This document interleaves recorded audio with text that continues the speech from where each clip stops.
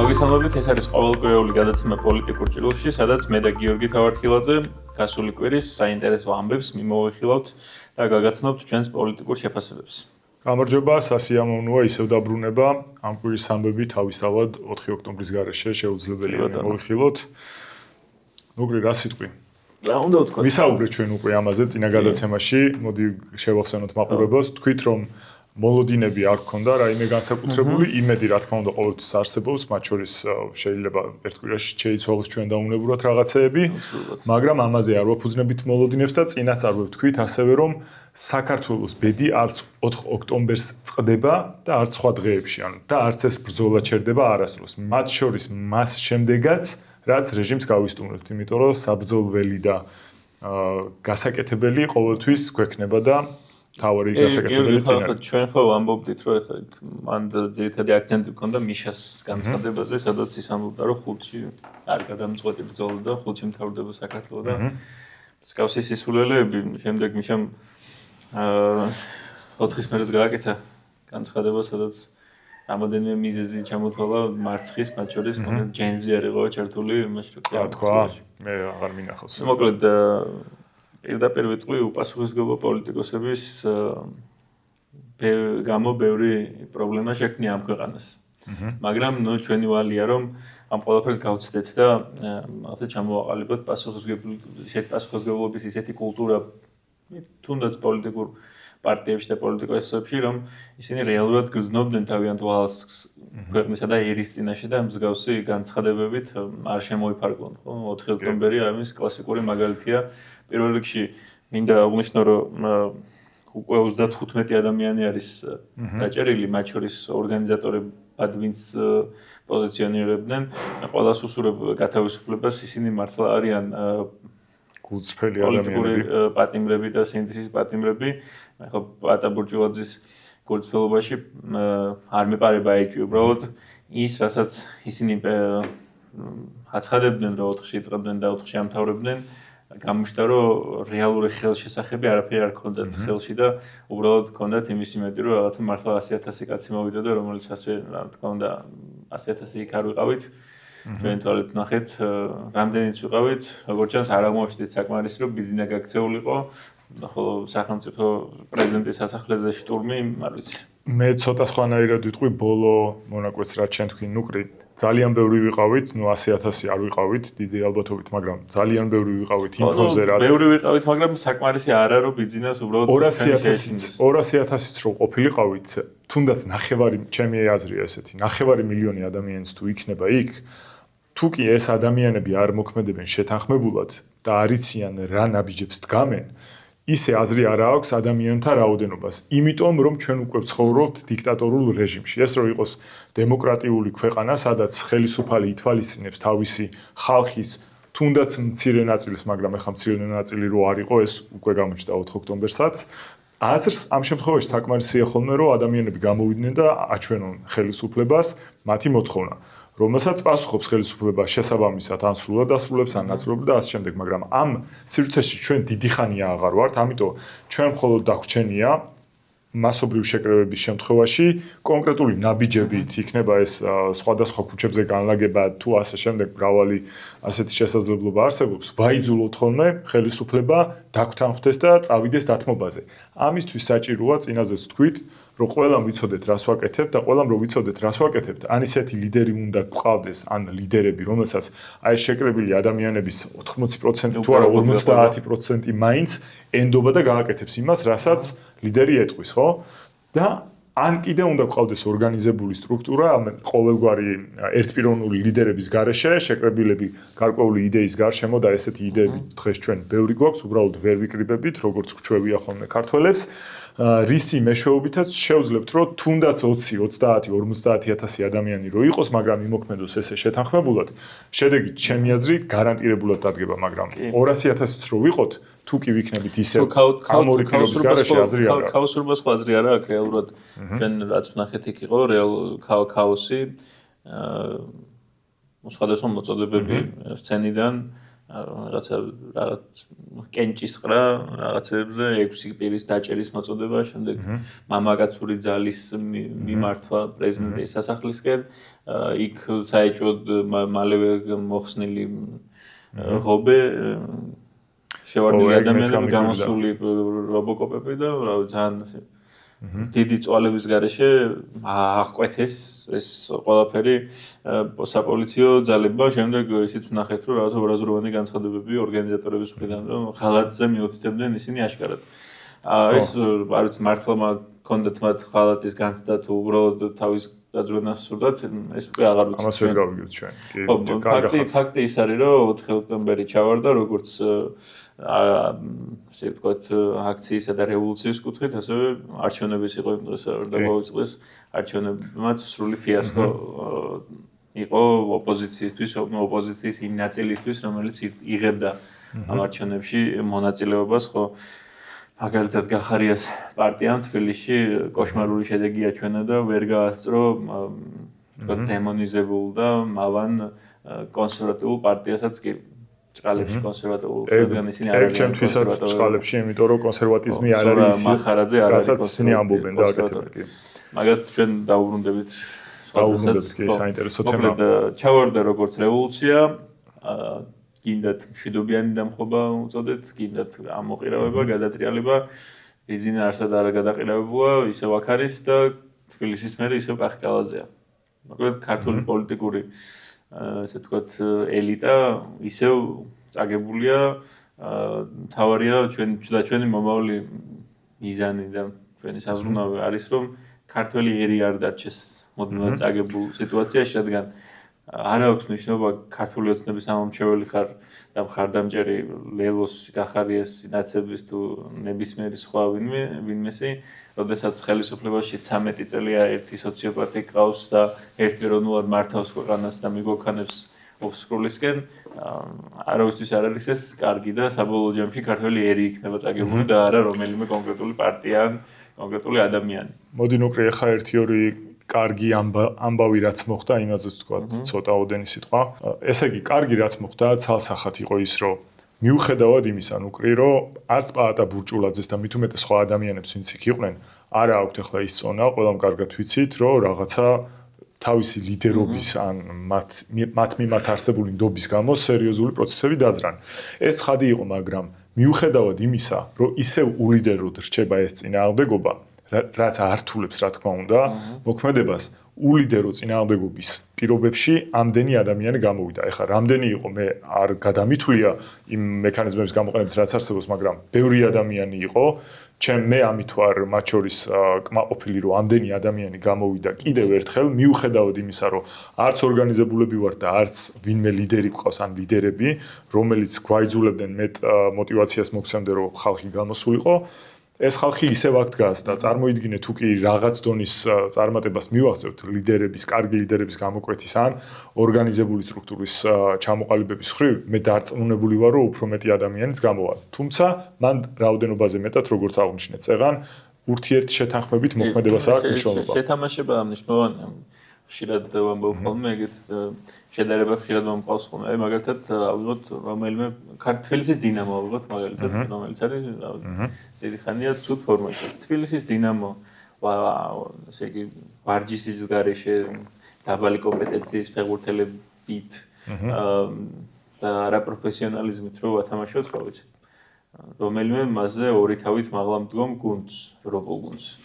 ხო, მუდმივად წააგებს. ახლა ევროპულ გუნდს მე ბიძინა ივანიშვილს და ქართულ ოცნებას არ ვადარებ, მაგრამ ფაქტია, რომ ჩვენ აქეთ მხარეს ვინც ვართ და ვინც ვცდილობთ შევცვალოთ ხელისუფლება, მუდმივად ვართ არასათანადო ფორმაში და მუდმივად გვიგებს ბიძინა. ახლა რაც არ უნდა ვიმეოროთ, რომ ესე ვთქვია, იშლება სტრუქტურა, არ იშლება, არაფერი არ ჩამოიშალა. მთელი 1 წლის მანძილზე უყურებთ და გვესმის, რომ აი ბიძინა იშლება, აი ჩამოიქცევიან, აი ეხლაც გადმოვლენ, აი ეხლა წავლენ. არ მოხდა ეს. ეგ რატო ხდება? იმიტომ რომ პოლიტიკოსები რო ჯდებიან ხოლმე ტელევიზიასთან ან ნებისმიერ სხვა სივრცეში, რახან არ აქვთ მოქმედების გეგმა, რაღაც ხომ უნდა უთხრან კარგი. ხო, რაღაც კარგი ხომ უნდა უთხრან და მე მესმის მათი რომ უნდათ რომ ხალხი გაამხნევონ, მაგრამ მოდი ხალხი გამამხნევოთ იმით, რაც სიმართლეა, ხო?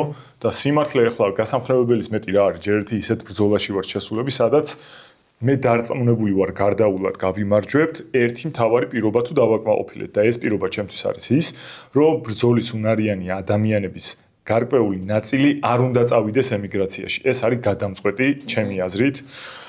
აუცილებელია იმისთვის, რომ მოვიგოთ და რაც შეეხება ახლა დანარჩენ ამბავს, როგორ არ ვართ დაგეგმილები, თავისავადია, იმიტომ რომ ბოლო 1 წლის განმავლობაში და ცოტა წელიწადნახევრის შეიძლება არც კი, იმიტომ რომ წინა გაზაფხულის მოვლენების დროს ჩვენ ველოდებოდით არჩევნებს და საერთოდ გავჩერდით, არავინ არაფერს არ აკეთებდა ამ მიმართულებით. ქონდა იმედი, რომ არჩევნები ჩატარდებოდა მეტნაკლები, ასე ვთქვათ, სამართლიანობით, მაგრამ რეალურად გამოფხიზლება დავიწყეთ ნოემბერში, ნოემბრიდან დღემდე დრო ჭირდება იმას, რომ ადამიანებმა ერთმანეთი იპოვონ, მე ამ ნაპოვნ ადამიანებს დრო ჭირდებათ, რომ შექმნან თავისი შიდა წესები სათამაშო და ასე შემდეგ. ამიტომ დროში ჩამორჩენა არ გვაქვს, სამწუხაროა, რომ რაც დრო გადის, რა თქმა უნდა, რეჟიმი უფრო და უფრო დიდ ზიანს აყენებს საქართველოს ინტერესებს, ეს ცხადია, მაგრამ თავარი რა არის ლევანმაც აღნიშნა ნიშნიანიძემ წინა დღეს, რომ ჩვენთვის თავარი მათ შორის ის კი არ არის, რომ ხვალდაზე დასრულდეს აუცილებლად და კიდე ყველაფერი ჩავდოთ ამაში და მე თუ არ მოხდა იმედგაცრუებულები ვიყოთ, არამედ ვიმოქმედოთ უფრო გონივრულად, რომ თუნდაც 3 თვე, 6 თვე, 12 თუ რამდენი თვეც არ უნდა გაგრძელდეს რეჟიმის ყოფნა, ხო? ეს არ იყოს იმაზე მეტი, ვიდრე ჩვენი რაღაცა ცუდი მოქმედებებით ან არასწორი მოქმედებებით შევუწყოთ ხელს და მე 32-მდე კი არა, შეიძლება 36-მდე და სამუდამოდ ჩაბეტონდეს, ხო? ხო, ანუ ერთ სარიღებზე ჩამოკიდება იწვევს იმას, რაც გამოიწვია 4 ოქტომბერმა. რაღაცა ვითომ მთელი რესურსი ჩავდეთ და დავდეთ 4 ოქტომბერზე. არა და არაფერი რესურსი არ შეგვიძლია, მოდი ვაღიაროთ რა, ანუ რა რესურსი ჩავდეთ. გამოვდივართ ქუჩაში. ეგ არის ბრძოლის მინიმუმი. და რეალურად აღმოჩნდა, რომ ადამიანებს იმედი ჰქონდათ, რომ იქ როცა თავისით ხალხი, ჩვეულებრივი ხალხი შევარდებოდა ყველგან და ანუ ხო სისულელეა, ვინც შევარდა, კი ვხედავთ, რომ გაშმაგებულს დაძდევს გეკაგელაძის თუ მამუკა მდინარაძის მართლობი გინდარების უწყებები და იჭერს ამ ხალხს, ხო? გამოცხადებული დაჭერის ქრონიკა გვაქვს ბოლო დღეებია, ყოველი საღამო არ სრულდება ისე რომ ინიციალებს არ გვიგდებდნენ და ჩვენ არ ვეძებდეთ ადამიანებს და ერთმანეთს ამ იმაში რა ქვია ინიციალებში. აი ეს გამოიწვია, აი ამ პირდაპირ უპასუხისმგებლო მოქმედებებმა, რომ მართლა ანუ არაფერი არ გქონიათ ხელში. ანუ რაღაც მომენტში ხო ადამიანის ერთი არსებაა, რომ რაღაცებს იჯერებ ხოლმე. იმის მიუხედავად, რომ მაქსიმალურად ვთილობდი რაღაცა სისულელეებს არ ავყოლოდი, რაღაც მომენტში შემეპარა ეჭვი, რომ ხო მართლა რაღაცა იციან და იმის მიხედვით აკეთებდა. შეიძლება უბრალოდ გავარ და კი არ მჯერა ამ ყველაფრის, მაგრამ იქნებ რაღაცა სრულიად არაორდინალური მოხდეს და არაფერი. მე კიდე ესე ვიტყოდი, ზოგიერთ მათგანს პასუხისმგებლობის გრძნობა იმდენად აღმოაჩნდა, რამდენადაც თქვა, რომ ეს კი ჩვენ გავაკეთეთ და არ ვიცი, მე პირველ დღეებში ყოველ შემთხვევაში ასე მომესმა, თუ კი არ გადაუთქვამთ ყოველ შემთხვევაში.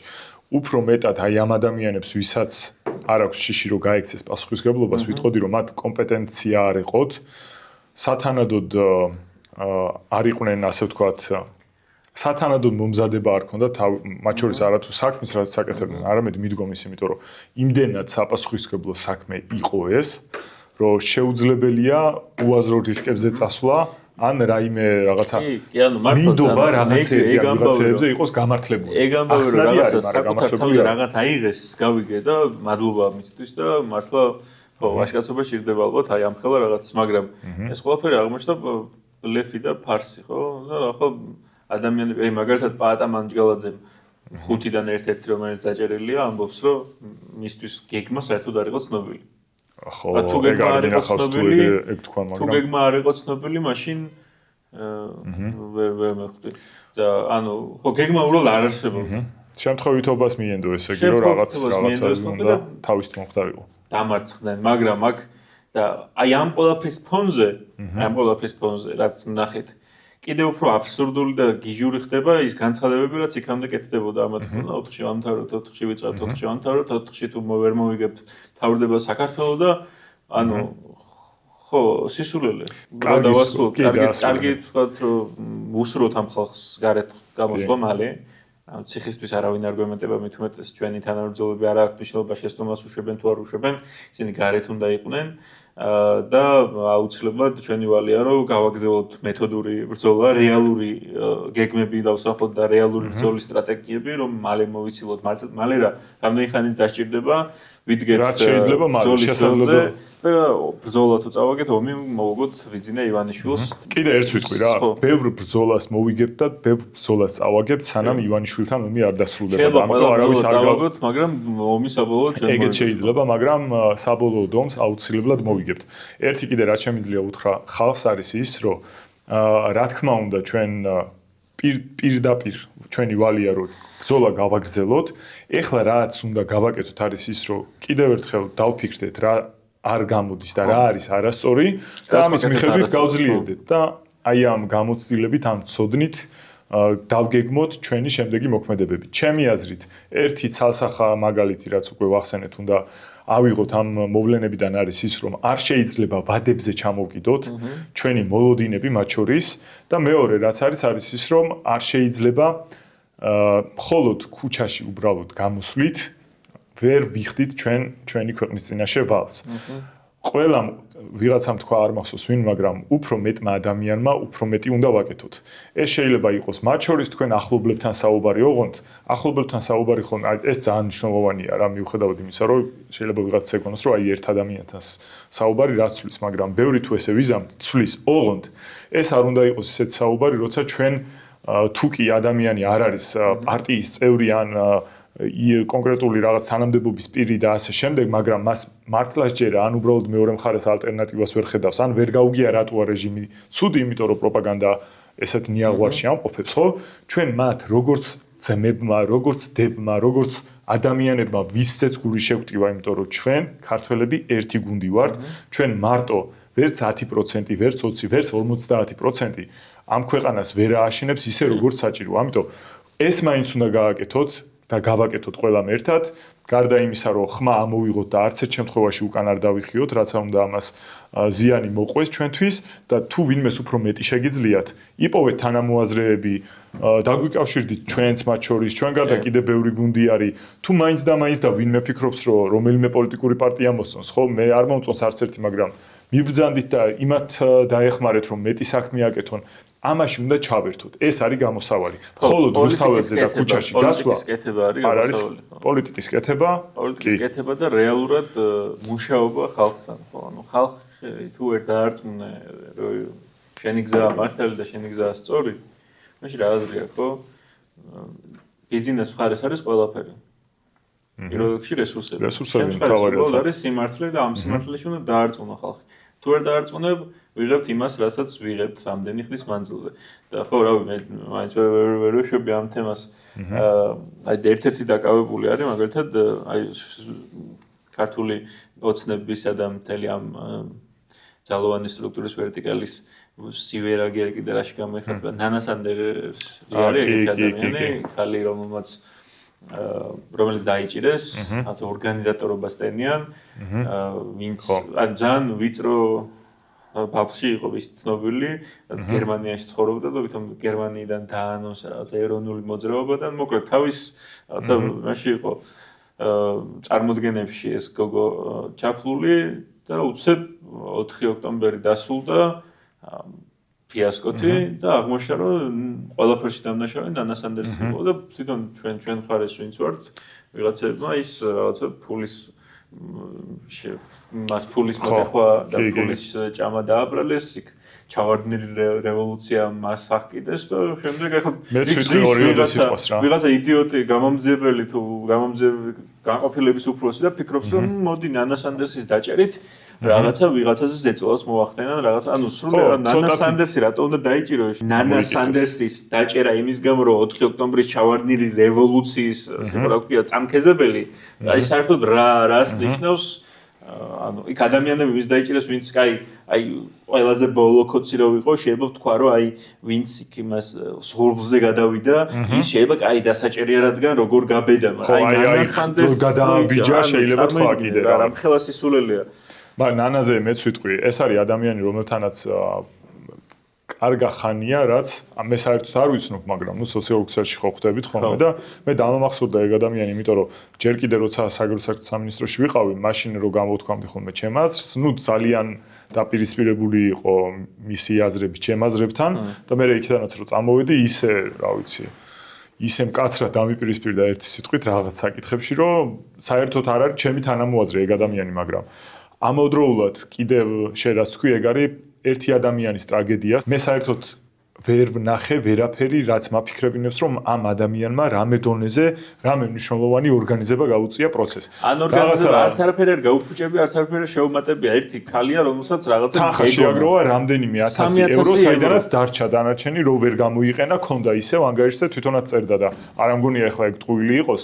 სკრინები არსებობს.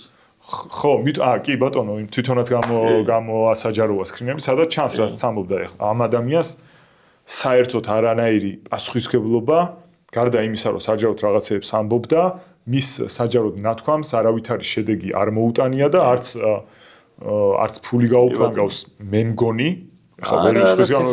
სრულიად იდიოტური ბრალდებები წაუყენეს ვიღაცებმა ბაბლიდან.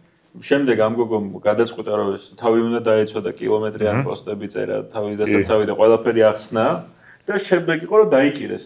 ეხლა მინდა გამოვეხმაუროთ, მოდი ჩვენი არაქრისტიანი, არაადამიანი და გებელსის ღირსეული გამგრძელებელი კობახიძის სიტყვებს, რომელიც ამბობს, რომ ადამიანებს, რომელიც რუსთაველზე დგანან, მათ მიმართ გააჩნია ნული თანაგრძნობა, ტოლერანტობა და თანაგრძნობა, როგორც შეაღნიშნე, განსხვავდება ერთმანეთისგან, სანამ შენ თქვი გთხოვ მე მომეც საშუალება რომ უცებ აღნიშნო. პირველ რიგში ტოლერანტობა ნუკლეიტყვის რითი განსხვავდება თანადგომისგან, იმიტომ რომ ტოლერანტობა ნიშნავს, რომ შენთვის მიუღებელია, მაგრამ თანადგომა ნიშნავს, რომ შენთვის მიუღებელი ადამიანიც კი არის ღირსი შენი თანადგომისა. თუ კი ხარ თანაგრძნობის, კი, თანაგრძნობის მართალი ხარ, თანაგრძნობა მით უმეტეს შეგვიძლია ვთქვათ ნული ემპათია, ნული რაღაცა, ყველაფერი ნული. მაგრამ თანაგრძნობა ისეთი რამეა, რომელიც ჩემი აზრით უბრალოდ ადამიანობა მოითხოვს ამას და მე მით უმეტეს თუ კი ვამბობთ, რომ ქრისტიანიერი ვართ და ჩვენი ეგრეთ წოდებული მეთაური გამოდის და ამბობს, რომ ნული თანაგრძნობა აქვს თავისი მოქალაქეების მიმართ, ვისი მმართველიც თავი გონია, ხო? ამაზე არაქრისტიანული, დესპოტური რა გითხრათ, აი აზიაში რო დესპოტიზმი იყო ხოლმე და მათ შორის რუსეთში, სხვათა შორის რუსული დესპოტიზმი და მმართველობის სტილი ყველამ კარგად იცის, საბედნიეროდ რო არის წმინდა წყლის აზიური. ერეკლეს შვილიშვილი ამაზე ძალიან კარგ რაღაცა შენიშნავს, რომ სადაც არ წავედიო, ერეკლესნაირი მმართველობა ვერსად ვერ ვნახიო, იმიტომ რომ ყველგან ხედავდა დესპოტებს, რომელიც მზად იყვნენ თავიანთი ქვეშევრდომები, უბრალოდ მათ მიმართ ნული თანაგრძნობა ჰქონდათ, აი როგორც კობახიძე ამბობს და უბრალო მიზეზის გამო სასტიკად დაესაჯათ. მაშინ როცა გვყავს ერეკლე, რომელთანაც დაკავშირებული არის ინგილო ქალის ამბავი, ხო, რომელიც საკმარისია იმისთვის, რომ გავიგოთ როგორი მართველი იყო ერეკლე და აი ესეთი არაქრისტიანი, არაადამიანი და უღირსი თვითმარქვია მართველი გვყავს დღეს ქართველებს, რომელიც მათ შორის ქრისტიანობას იჩემებს ახლა. მმართველის პაჟი. ხო, თვითმარქვი. მმართველის კლერკი, კი, პაჟი. მმართველის რაღაცა ხელის ბიჭი, რომელიც აი ესე დგას ხოლმე, მასთან რა ქვია, მმართველთან, ანუ ბიძინა ივანიშვილთან. ხო, და ეს ნულოვანი თანაგრძნობა და ნული თანაგრძნობა, ნული ტოლერანტობა. ხო, ნულოვანი ტოლერანტობა რაც არ უნდა არ მოგწონდეს და მიშას მიერ თქმული ეს სიტყვები რაღაცა დიდ ეროვნულ ტრაგედიად იყო მაშინ აღქმული, არის საერთაშორისოდ მიღებული ტერმინი და ნულოვანი ტოლერანტობა ნიშნავს ნულოვანი ტოლერანტობას ნებისმიერი დანაშაულის მიმართ. ხო, ანუ თავიდან, როდესაც მიშას ხელისუფლება მოვიდა ქვეყნის სათავეში, ალბათ სწორიც იყო კაცრი მიდგომა კრიმინალის მიმართ. შემდეგ არ შერბილება, მაგრამ კაია რომ დაამატო, თორე ამას ამოგიჭრიან და გაასაღებენ ისე თითქოს რამენაირად შენი წინა რეჟიმს ამართლებ. ამ გადაცემის დასაწყისში ჩვენ მიშას ვაკრიტიკებთ. შესაბამისად, პირველი გადაცემა იხილეთ გთხოვთ. თუ ეგეთი აზრები გაგიჩნდათ. ხო და მოკლედ მე ამ პოლიტიკის არ შერბილებამ და ბოლომდე ცხენზე ჯდომამ ვითომ კრიმინალის წინააღმდეგ მიგიყვანა 2012 წლამდე, როდესაც ხალხს უბრალოდ შესულდა აი ეს მიდგომა და მიშა და შესაბამისად მივიღეთ ის, რაც მივიღეთ ბიზნეს სახით. ხო და მაშინ მე აღნიშნე კიდეც გიორგი, მაშინ თუ საზოგადოება აღშფოთდა და ნულოვან ტოლერანტობაზე და სამართლიანობას აღშფოთდა და დღეს რატო არ აღშფოთდა იგივე საზოგადოება, იგივე კონკრეტულად იგივე, ხო? იგივეს ნაწილი, იმიტომ რომ ჩვენც ხალხი ვიყავით, ვინც აღშფოთებული იგივე იყო მათ ნაწილი რატო არ პოლიტიკით, აღშფოთდა ნულოვან თანაგრძნობაზე და რატო უკრავს ის კობახიძეს ტასს. თუმცა ეს მაშინ ჩვენ ფარისეულობასთან გვაქვს საქმე და არა რეალურად სხვა ადამიანის მიმართ გულის ტკივილ. მეცაც გეტყვი ნუკრი, არა თუ არ აღშფოთდება იგივე საზოგადოება, არამედ მაშინ ის საზოგადოება იმ საზოგადოების დიდი ნაწილი, რომელიც მიშას ამართლებდა, დღეს გადაბარგებულია აი ამ კოცების ქვეშევრდომად. არა მხოლოდ გულისხმობ მაღალი თანამდებობის პირებს, ახლა მურუსიძეს გინდა თუ მიქანაძეს და ასე შემდეგ, არამედ კოორდინატორები, დაბადო ყველა დონეზე ყოფილი ნაცები გადაბარგდნენ, განსაკუთრებით 2024 წლიდან, როცა ძალიან დიდი რესურსი ჩაიდო ამაში, გადაბარგდნენ კოცებში და ახლა როგორ გინდა რომ ამ ადამიანებისგან სხვა რეაქცია მიიღო. მაშინაც ამართლებდნენ მიშას ეგეთ გაუმართლებელ და ბოროტ პოლიტიკას თავისი მოქალაქეების მიმართ და ეხლაც აკეთებენ იგივეს და ვინც მაშინ ამის წინააღმდეგ ხმას იღებდა მიშას დროს, ხო? და მე სკოლის მოსწავლე ვიყავი, მაგრამ 2012 წლის აქციებზე მეც ვიყავი და მადლობა ღმერთს 1-2 ფოტო მაინც სადღაც აქვს ჩემ მეგობრებს, რა ვიცი ვინმეს რომ მოუნდეს, ხანდახან მაქვს ხოლმე თავში აზრად, რომ ხო იცი, ან ყველაფერს 12 წლის გიბათილებენ, მაგრამ არსებობს 13-12 წლის ვიყავი მახსოვს. ხო, ანუ ისეთი ის იყო, განცდა იყო, რომ ხო უნდა შეცვლილი იყო რაღაცა. ხო და ვისაც ეგ გვინდოდა, ისევ გვინდა ეგ ცვლილება, ვისაც არ უნდოდა, კი არიან ისაც. ვინც მოგიწოდეთ რა, რომ ვინც მაშინ ვისაც მაშინ შეგტკიოდათ გული ამ ყველაფერს და ეხლა არ შეგტკიოთ. უბრალოდ დაფიქრდით, კარგად დაფიქრდით, ანუ ჩვენი მიზანი არ არის თქვენი შეურაცხყოფა, ან თქვენი გინება, ანუ ჩვენ მიხვდებოდით მაგას არ გვიფაროს. ჩვენ ვაგინებთ მხოლოდ იმ ადამიანებს, ვინც პირდაპირ დანაშაულში არის. მხილებული და ეჭვმიტანელიც კი არ არის მხილებული და დანაშაულს ერის და ქვეყნისა და სამშობლოს წინაშე კი ვხედავთ ვინ ჩადის. მაგრამ თქვენ აი კონკრეტულად ვინც ხართ რაღაცა ჯობრი მასწავლებელი იქნება ეს რაღაცა ბიზნესი გაქვს საჯარო მოხელი ხართ თუნდაც და მაშინ გტკიოდა ქართველის წამება და დღეს რო არ გტკივა, ანუ დაფიქრდე უნდა ხო? რასთან გვაქვს საქმე? რამ გამოიწვია ეს ყველაფერი, ხო? ანუ კერპ თაყვანის მცველები ხო არ ვართ, ანუ ბიძინა ხო რაღაც კერპი არ არის, ხო? ბიძინა არის ჩვეულებრივი ადამიანი, ფულის მონა, რომელსაც ჩვენი დამანებაც უნდა და ჩვენი გადაქცევა ყველაფერ მის ქვეშემდომად. და დაფიქრდი კარგად. ვის უჭერბ ხარს და ვის გამო სწირავს სხვა ადამიანებს, შენს მოყვას. კერპული ენაზე რო ვთქვა, ხო? დაფიქრდი. კი, სანა ახლა რახან ბიძინაზე გადავედით, მოდი ერთი ფაქტი აღვნიშნოთ, რომელიც ამ დღეებში მოხდა. ბიძინას ყველაზე ბინძური დავალებების შემსრულებელმა ადამიანმა, დიმიტრი სამხარაძემ, ამჯერად გადაწყვიტა, რომ თავისი ეს სიბინძურე, რომელიც მისი პირიდან ხშირად სამწუხაროდ სმენია ქართველი ქალების, ბავშვების და ადამიანების და ერის უმრავლესობის წინააღმდეგ, ამჯერად და პირველად ჩვენს დამოუკიდებლობის ისტორიაში მთავრობის წარმომადგენელმა შეურაცხყოფა მიაყენა, ლანძღვით მოიხსენია სასულიერო პირი. ესეთი რამ მოქმედი მთავრობის წარმომადგენელს მოქმედ სასულიერო პირზე არ უთქვამს. სანამ გააგრძელებ, პატარა რემარკას გავაკეთებ. ანუ ის ხალხი თუ გახსოვთ, აი ისევ მიშას რო დაუბრუნდეთ. აი მიშას რო ნაცებს, ანუ რატომღაც მიშას დამცველად არ გამომიყვანეთ. ნუ შედარებისთვის აი ბოკერია ესეთია პატრიარქს აგინებდა და ეკლესიებში ვარდებოდნენ და მღვდლებს აწიოკებდნენ და ასე შემდეგ. და ეხლა ეს სამხარაძე რას აკეთებს სხვას? კი. თან რა მღვდელს სანამ აგინებდა იქამდე ბავშვს აგინებდა და ქალს აგინებდა. და მაშინაც პარლამენტარი იყო. ხო და რატომ არის ეგ ვაფშე საერთოდ განსხვავებული, ხო? ანუ რა ის აქვს ყველას ხო, წესით ყველა ადამიანია. მოიხსენიებს ისეთი სიტყვებითა და ისე ექცევა, რომ უბრალოდ არაფერში არ ჯდება. კი, უბრალოდ ეგ არის ახლა რომ კიდე ერთი დამატებითი წითელი ხაზი იმიტომაა, რომ თუ აქამდე საზოგადოების რაღაც ნაწილი ფიქრობდა, რომ აი საპირისპირო აზრის მქონე ადამიანის მოქალაქის შეურაცხყოფა შეიძლებოდა მეორე წითელი ხაზი გადალახეს და მე დაუშვეს, რომ პარლამენტარმა შეიძლება ეგ გააკეთოს და ეგ სამწუხარო წითელი ხაზი იყო, რაც სამწუხაროდ მნიშვნელოვანმა ნაწილმა ქართველი ხალხისა უგულებელყო და სამხარაძემ და სხვებმა დაიწყეს მოქალაქეების გინება და ამაზე რეაქცია სათანადო არ ყოფილა და შემდეგი წითელი ხაზი არის არა მხოლოდ იმის მოქალაქეების ლანძღვა, ვინც ჩვენს წინააღმდეგ არიან, არამედ სასულიერო პირებისა, რომელიც პირიქით მოგიწოდებენ, რომ აკეთო რაღაცა კეთილი საქმე, სიმართლის მხარი დაიჭირო, არა წამო ადამიანები და ასე შემდეგ. ესეთი რამე აქამდე არ ყოფილა. ესაა ძალიან მნიშვნელოვანი და კიდევ ერთი საინტერესო ფაქტი ამასთან დაკავშირებით არის შემდეგი. სამხარაძე შეეხო არქიმანდრიტ დოროთეს 2 კვირის წინ დაახლოებით გაკეთებულ განცხადება, სადაც მან აღნიშნა ფაქტი უბრალოდ, რომ ბიძინა ივანიშვილს 2014 წელს აქვს სხვათა შორის ნათქვამი, რომ პატრიარქსაც ეშლებაო. და შემდეგ მოიყვანა მაგალითად ის კრებსების გასაჯაროვება, რომლითაც ბიძინამ ყველას გახსოვთ კრებსები 1000 საშინელი რამ ეწერა უამრავ მღვდელზე, რომლისგანაც რა არის მართალი და რა ტყუილი არავინ არ იცის, იმიტომ რომ ეს სუსის კრებსებია. შეიძლება ნაწილი სიმართლე იყოს, შეიძლება ნაწილი მათი შეთხზული იყოს, მაგრამ მიზანი ხო ვიცით ყველამ რა არის? დაადუმოს ყველა მღვდელი, რომელიც მოხსენიებული იყო ამ კრებსებში და სხვებისთვის გაგზავნოს ნიშანი და რომ შეიძლება სუსმა ეს გააკეთოს, შეიძლება არაფერი არ ქონდეს ამ მღვდელს ჩადენილი, მაგრამ სუსი გააგერ კრებს გამოუშვებს და მიდი ახლა და არ ყვიე, მღვდელი ხარ თუ ერი ხარ თუ ბერი ხარ, სწორია თუ არ არის სწორია და რას უტყუება რეჟიმი შენს შესახებ, ხო?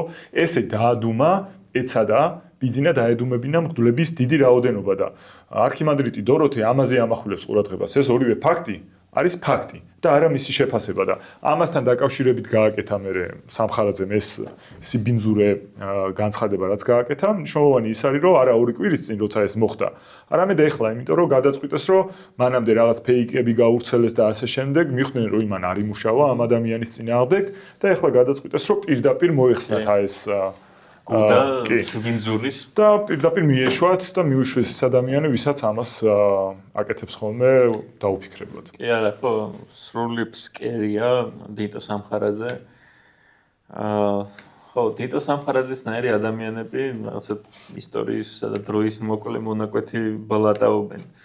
და შემდეგ, როდესაც უკვე აღარ აქვთ შესაბამისი ქსივა მის ჟარგონზე რო ვთქვათ, ის ან გარბის ქვეყნიდან, ან თავს ვერ ყოფს სახლიდან. შესაბამისად, ბატონო დიტო, შეერგეთ ის პერიოდი, სანამ ხართ ხელისუფლებაში, მაგრამ დრონი მეფობენ და არა მეფენი. და თამაში რომ დასრულდება, თქვენს აღმოჩნდებით ნაგავ საყრელზე, როგორც ეს ბევრ სხვა შემთხვევაში მომხდარა. ამით დავასრულოთ დიტოზე საუბარი, ის არც იმსახურებს უბრალოდ ჩვენ სინამდვილეში ეს ბიზნეს ამბავია, დიტოსი კი არა, ბიზნეს ამბავია და მეც მაგით ვაღვნიშნე. მისი თანხმობის გარეშე ასეთი რამ არ მოხდებოდა. ეს არის სინამდვილეში ბიზნეს ამბავი, მისი კიდევ ერთი დაპირისპირება ამჯერად იმ ღმრთის წინააღმდეგ, რომელიც ვერ დაადუმა და რომელთანაც არ გამოსდის ეს თავისი კონტროლის თამაშები რა. ხო, ესე იგი რო გადავიდეთ საერთაშორისო ამბავი შეგვიძლია განვიხილოთ.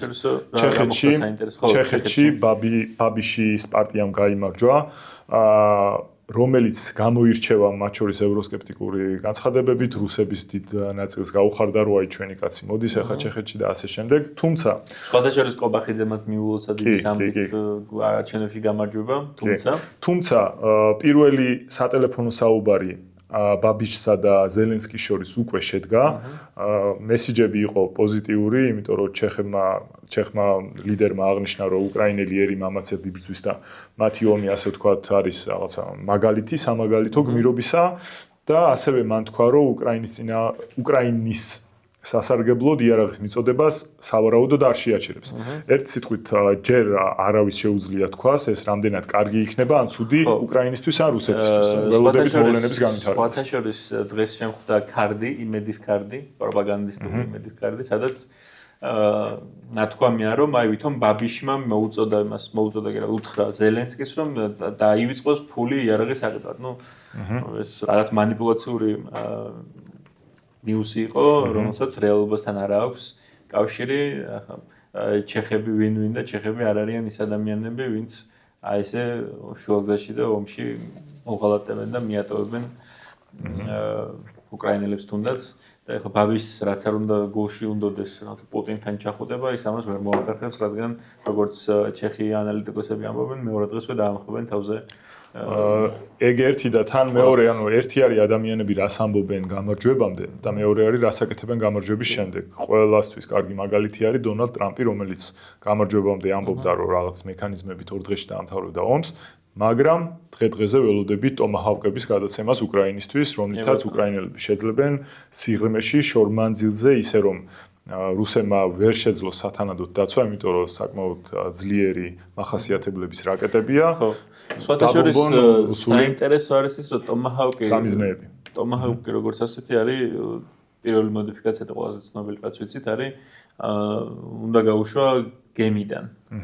ბეისერიდან. საბრძოლო გემიდან. მაგრამ აქ როგორც ჩანს, ხო საუბარი არის შემდეგ რაღაც ახალ მოდიფიკაციაზე, რომელიც ასევე რაღაცა სტაციონარული ხმელეთიდან მომუშავე დანადგარიდან შეიძლება გაუშვა. და როგორც ჩანს, ამაზეა საუბარი, ამას გადასცემენ უკრაინას. როგორც სამართლიანობისთვის უნდა აღინიშნოს, რომ დიდი რაოდენობით ეს არ აქვს ამერიკის შეერთებულ შტატებს, მაგრამ თვითონ ფაქტი არის უფრო მნიშვნელოვანი, რომ ზოგჯერ ხوار რომ ფაქტი და რაღაცა დაშვება უფრო მნიშვნელოვანია, ვიდრე ესა რა ქვია რეალურად რა შედეგს მიიღებს, ხო? ანუ ტომაჰავკებით რუსეთის ტერიტორია ჯერ არ დაბომბილა და ჩვენ დიდი სიამოვნებით დავალდებით იმ წამს, როდესაც თუნდაც კრემლს მოხდება რომელიმე როგორ აწერენ უკრაინელები ან მათ შორის ქართველები ტომაჰავკის რაკეტაზე მოკითხვას ქართველებისგან ან უკრაინელებისგან სიყვარულით თბილისელებისგან ან კიეველებისგან. ნელ-ნელა უკვე მივუახლოვდით ჩვენი ამ გადაცემის დასასრულს შეგვიძლია კიდევ ორი საკითხი მინდა განვიხილოთ და შეგვიძლია დავასრულოთ კიდეც. ერთი არის ესე იგი გიორგი ბაჩიაშვილის გარშემო განვითარებული ამბები. ესე იგი ციხის უფროსი გლდანის ციხის უფროსი გოგი ბერაშვილი მე მგონი სკვარი არ სწორად მახსოვს. გარდაცვლილი იპოვეს 3 დღის თუ 2 დღის წინ საკუთარ ავტოფარეხში. გამოძიება თვითკვლავამდე მიყვანის მოხლით დაიწყო. დღეს კი სუსის ბრიფინგიდან გავიგეთ რომ დაკავებულია მისი მოადგილე. ესე იგი ეს ორი ადამიანი უფროსი და გლდანის უფროსი, ციხის უფროსი და უფროსის მოადგილე ბაჩიაშვილის საკანში ბაჩიაშვილის ცემის შემდეგ გადადგა. ესე იგი და დღეს გვაქვს მოცემულობა რომ უფროსი გარდაცვლილია, მოადგილე კი დაიჭირა სუსმა და მას რაღაც სიგიჟეს წერნიან. ანუ ამბობენ რომ დაახლოებით რო წარმოვიდგინოთ, ბაჩიაშვილმა ციხის უფროსთან და უფროსის მოადგილესთან შეთანხმებით საკუთარი თავის ცემა გაითამაშა. კი. და ამით რა მიიღო? ამით რა მიიღო? ამით რაღაცა Guardian-სა და ნიუ-იორკში შეკვეთილი, ნიუ-იორკ ტაიმსში შეკვეთილი სიუჟეტი. იმიტომ რომ მანამდე არ ვიცოდით რომ ბაჩიაშვილი ივანიშვილის პირადი პატიმარია და დაგვარწმუნა კიდევ ერთხელ და აი თავი აცემინა რომ ამით დაერწმუნებინა და ის ადამიანები ვინც მონაწილეობა მიიღო გარისკა იმ ადამიანებმა აი მხოლოდ აი ამ უაზრობისთვის რომ ვიღაც კიდე დაერწმუნებინა ბაჩიაშვილს რომ არის პოლიტიკური პატიმარი და ერთმა ადამიანმა სავარაუდოდ ამასთან დაკავშირებით ან თავი მოიკლა ან აქამდე მიიყვანეს ან მოკლეს არ ვიცით ჯერ გამოძიება არ დასრულებულა როგორც არ ვიცით მაგალითად ბაჩიაშვილი მოკლეს თუ თავი მოიკლა ხო სანამ ეს რეჟიმია რეჟიმის დროს მომხდარ ამბებზე ვერ გავიგებთ სიმართლეს და როცა რეჟიმი წავა უკვე მერე აი სამწუხაროდ მეგობრებო კალამს ვერ გააგდებინებ კალამსაც ვერ გააგდებინებ და იმდენ ბოროტებას დავინახავთ და უკვე ჩანს ზედაპირზეც ხო ბევრი ბოროტება რიჟვაძის საქმე ეს საქმე მარტო წელს რამდენიმე ადამიანი ემსხვერპლა რამდენიმე ადამიანის სიცოცხლე ემსხვერპლა რეჟიმის ქმედებებს პირდაპირ ან ირიბად ერთი ადამიანი გვახსოვს პოლიციის განყოფილებაში ცემეს და გარდაიცვალა ერთი ადამიანი გვახსოვს არჩევნების დროს რომ დაიჭირეს და მე ბადრაგებმა ცემეს და ასევე გარდაიცვალა უკვე წელს სამწუხაროდ ეს ადამიანი და კიდე იყო რამდენიმე შემთხვევა ახლა რომელსაც ყველას აღარ შევეხებით მაგრამ ეს რაც ჩანს და რაც არ ჩანს მეგობრებო წარმოიდგინეთ რამდენია ახლა ამას ხო და ანუ სრული იყო სიგიჟე ანუ ბაჩიაშვილის თავს რაც ხდება და იძინა ფულის გამო რასაც აკეთებს და რასაც უკეთებს ამ კაცს ან ბოლო საბედნიეროდ ბაჩიაშვილის მშობლები ქვეყანაში არ არიან თორემ მათ უკვე წაუყენეს ბრალი და დაუსწრებლად და ციხეში უშვებენ 12 წლით თუ დაიჭერენ. რა თქმა უნდა ისინი აქ არ ჩამოვლენ სანამ ბიზინა აქ არ არის. და იქ ციხეში ცემა და ზეწოლა და ბაჩიაშვილს აკრძალული აქვს ყველაფერი რაიმე ამანათის მიღება წერილის გამოგზავნა შეხვედრის უფლება მხოლოდ ადვოკატ ანუ ადამიანი ყავთ ჯოჯოხეთში გამომწყდეული და პლუს ახლა აბრალებენ აი ამ სისაძაგლეებს და ორი კაციც გაუბედურეს ზევიდან ანუ კარგად უნდა გვესმოდეს რომ სისტემისთვის და ბიზინა ივანიშვილისთვის ადამიანს როგორც ასეთს პიროვნებას არანაირი ფასი არ აქვს მისთვის ფასეულია მხოლოდ ბაჩიაშვილის ბიტკოინის კოდები და არა თვითონ ბაჩიაშვილი. თუ რამე საკითხი გაქვს, შეგიძლია თქვა და მე ბოლოს კარგი ამით მინდა დავასრულო. ხო, მე კარგ ამბავს ვერ გეუბნები, რადგან გასაკვირი, მაგრამ დღეს რამდენიმე საათის წინ დიდ ქართველ პოეტს და ამას მომავალში თაობები აუცილებლად უფრო დიდ შეფასებას მისცემენ, ზვიად რატიანს 2 წლით თავისუფლების აღკვეთა მიუსაჯეს. ხო, ზვიად რატიანის შემთხვევა განსხვავდება სხვა შემთხვევებისგან. ზვიად რატიანი პოეტი კაცია, ზვიად რატიანი ხელოვანია და რაღაცა სიმბოლოების წამს შესაბამისად მისი ქმედება იყო ძალიან სიმბოლური აქტი. ყველა ვნახეთ ვიდეოს, როგორ მიდის ის პოლიციელთან, ესაუბრება მას და უბრალოდ სილას არტყამს. ეს იყო გამოძახილი მზიამაღლობელის საკითხიდან, როდესაც მზიამაღლობელი ნაცემი შეურაცხყოფილი ნაგინები ქალი აი ამ ბრას ვერ იკავებს და პოლიციის ბათუმის პოლიციის უფროს ხელს ურტყამს. ამის გამო მას ჯერ 4-დან 7 წლამდე პატიმრობა ემუქრებოდა, შემდეგ ვითომ გადაუკვალიფიცირეს საქმე და 2 წლით ჩასვეს ციხეში. ანუ ქალი რაღაცა სილის გარტყმის გამო ხდის სასჯელს და სწორედ აი ამის გამოძახილი იყო ზვიად რატიანის ეს პროტესტი და მას სოლიდარობას უცხადებთ აქედან და იმედია როგორც კი მალე იმედი გვაქვს შევცვლით ხელისუფლებას, ისიც გამოვა ციხიდან. დავამატებ, რომ თვითონ თქვა, რომ ეს არ იყო მისგან რაიმე საქციელი, რომელზეც თulis, რომ რაღაცა სამაგალითოა. ის ამბობს, რომ ეს არც სამაგალითო იყო და არც ნანობს ამ საქციელს. რა ეს იყო უბრალოდ შე როგორც თქვი, გამოძახილი მისი გრძნობების, რომელიც დაეუფლა თუნდაც მზიას ამბიდან გამომდინარე და სხვაგვარად უბრალოდ არ შეეძლო. ხო, თან აქვე დაახლოებით იგივეს გამოყავთ დაჭერილი პედაგოგი ნინო დათაშვილი.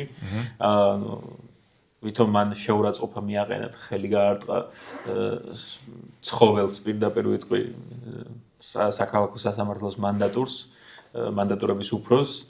ხო, ну მოკლედ ეგეთ სისტემაში ვცხოვრობთ. არა აქვს მნიშვნელობა რამდენად შეურაცხყოფილი ხარ, ერთი ხელი თუ წაგიც და შენ შეურაცხყოფელზე, ისინი აუცილებლად დაგსჯიან და დაგსჯიან ისე როგორც სჯიან ნინო დათაშვილს, დაგსჯიან ისე როგორც სჯიან მზიამაღლობელს და სხვებს. ზვიად რატიანი ძლიერი ადამიანია, მას აქამდეც არაერთხელ გადაუტანია მსგავსი რეპრესიების 2018 წელს პოლიციამ სცემა, ამის გამო შემდეგ მთელი პროპაგანდისტული მანქანა დაატყდა თავს. ქვეყნიდან წასულიც კი იყო ემიგრაციაში, მაგრამ იმდენად ძლიერად უყვარს ეს ქვეყანა, რომ დაბრუნდა, აქ იდგა, აკეთებდა თავის საქმეს, წერდა არაჩვეულებრივ ლექსებს, თარგმნიდა გადასარევ ლექსებს ასევე და მივიდა იქამდე, სანამდეც მივიდა ეს 2 წელიც რომ მოუწიოს ზვიად რატიანს ციხეში რომ ის ვაჟკაცურად გადაიტანს ამას. ხო, რა გამახსენდა. იმდენად, ანუ აი ბოროტებასთან რო გეკნება საქმე რა ქართული ოცნების სახით. ზვიად რატიანს აკრძალული აქვს, ბოლო დღეების ინფორმაცია რო იცი, მაგრამ სანამ იქამდე აკრძალული ჰქონდა ციხის მაღაზიაში კალმისა და ფურცლის ყიდვა. ანუ პოეტ კაც აუკრძალეს კალამი და ანუ ეს არის რუსული ცინიზმი არის. ეს არის ანუ საბჭოთა კავშირშიც კი მაგალითად ესე რა ქვია წერლები ციხეში და გულაგებში ახერხებდნენ წერას. და 21 საუკუნეში ქართულმა ოცნებამ ზვიად რატიანს აუკრძალა კალმისა და ფურცლის გამოყენება. აი ეს ფაქტი შენ ქართული ოცნების ამომრჩეველო, რომელიც რაღაც შეცდომაში ხარ შესული, რამდენად ადამიანურია და რამდენად შეესაბამება ქართველობას, ქრისტიანობას, ადამიანობას, შენ თვითონ გადაწყვეტ. კი, ასეა. მე მინდა ბოლო ამბავი მოვიხილოთ, კარგი ამბავი გქონდა, მეგობრებო, ისტორიულ სამხრეთ საქართველოში, ტაო-კლარჯეთში, დღევანდელ ართვინის პროვინციაში, სადაც იმყოფება ჩვენი ქართველთა სამეფოს დედაქალაქი არტანუჯი. მეგრულად და ლაზურად არტაანის კარი. შორის მქონდა ბედნიერება ნამყოფი ვარ. საოცარი ადგილია და მართლა კარი, ანუ კარიბჭე არის იქ რო შედიხარ დასავლეთიდან. ისეთი ხეობა, რომელიც თუ ვინმე ჩახერგა, იქ გავლა ურთულესიან და მე გადიხარ არტაანისკენ და ამიტომ ქვია არტაანის კარიბჭე. აღმოაჩინეს აშოტ პირველი კურაპალატის, აშოტ პირველი დიდის სამარხში ნეშტი არ აღმოჩნდა, თუმცა დარწმუნებული არიან თურქი არქეოლოგები, რომ აქ ინახებდა ცენტრში რატო არ არის ნეშტი? აი ეს არ ვიცი. გაძარცული არის თუ არა, ამაზე ინფორმაცია ჯერ არ მოიპოვება, ანუ რა აზრი აქვთ? შეიძლება იყოს გაძარცული, ხო იცი, მათ შორის ძალიან ბევრი ადამიანი ამას აკეთებს. მოსული პონტი იყო. მეც ნებისმიერ დროს შეიძლება ეს მომხდარიყო ერთ სიტყვით, თუმცა აკლდამის ზომები და ის რომ პეტრე-პავლეს ეკლესიაში არის ეს აკლდამა და ქართლის ცხოვრება ამბობს, რომ პეტრე-პავლეს ეკლესია მან ააგო თავისი მემკვიდრეების და თავის საძვალედ, მიუთითებს იმას, რომ აქ ნამდვილად აშოტის აკლდამა იქნებოდა. მიუხედავად იმისა, რომ არ აღმოჩნდა ნეშტი, ეს თავისთავად დიდი აღმოჩენაა, იმიტომ რომ აშოტი იყო პირველი ბაგრატიონი მეფე, მანამდე ბაგრატიონებს ჰქონდათ ერისმთავარის წოდება ქართლის, მერე არაბების შემოსევის გამო გადასახლდა კლარჯეთში თავის სახლეურით და იქ დააფუძნა სამეფო, რომელსაც ქართველთა სამეფოს ეძახდნენ. კარგი არის ის, რომ იქ ადგილზე მოეწყობა ტურისტული ასე ვთქვათ ადგილი, სადაც შეგვიძლია და ჩვენ თვითონ ვნახოთ იმ ტაძრის ადგილზე მოვილოცოთ კიდეც და პატივი მივაგოთ ჩვენი მართლა ერთ-ერთი დიდებული მეფის აკლდამას, რომელიც იყო გრიგოლ ხანძთელის თანამედროვე და გრიგოლ ხანძთელის ცხოვრებაშიც მის შესახებ გვაქვს არაერთი ამბავი მოთხრობილი. ხო, კარგი, ბოლოს დავასრულოთ. ისე დავუბრუნდეთ 4 ოქტომბერს და ვთქვათ, რომ აგერ უკვე დღეს არის 9 ოქტომბერი. ხო, ხვალათი. ზეგ 11 იქნება. საქართველო ისევ არის. საქართველო განსაცდელშია, მაგრამ მე მჯერა ქართველების, მე მჯერა ქართველი ხალხის რამდენი დროც არ უნდა დავჭირდეს ბიძინას აუცილებლად გადავტეხავთ წელში. ეს იქნება ხვალ თუ ზეგ აუცილებლად დადგება, ხო ესე აუცილებლად გარდაულად დადგება ეს მომენტი, ჩვენ რეჟიმს მოვიშორებთ და რეჟიმთან ერთად მოვიშორებთ რუსებს. და მე საერთოდ დარწმუნებული ვარ, რომ ჩვენს სიცოცხლეში და ღმერთმა ყველა ვინც ვართ დღეგრძელები გვამყოფოს, რუსებს კავკასიიდანაც მოვიშორებთ. ამისიც ჯერა და მწამს და მერე დავიწყებთ იმ საქართველოს მშენებლობას, რომელიც იქნება კავკასიის ცენტრი. როგორც იყო და როგორც შეგვეფერება და როგორც მოითხოვს ამას ჩვენი წინაპრების გაწეული ღვაწლი და ჩვენი შთამომავლობის წინაშე არსებული ვალი. კი, და ეს სიტყვები მხოლოდ სადღეგრძელოდ რო არ დარჩეს და ჩვენ ხელში ყანწ ხელმომარჯვებული არ წარმოგვიდგინოთ, ჩვენ ამისთვის მუშაობას ვაპირებთ, ჩვენ ხალხთან საუბარს ვაპირებთ, ხალხის დარწმუნებას ვაპირებთ და მხოლოდ ხალხთან და ქართველ ერთად მივაღწევთ გამარჯვებას და არა რაღაცა მოგონილი თარიღებით და ასე შემდეგ. კი. მომავალ შეხვედრამდე გამარჯვებას გისურვებთ თქვენ, ჩვენ თავს და საქართველოს.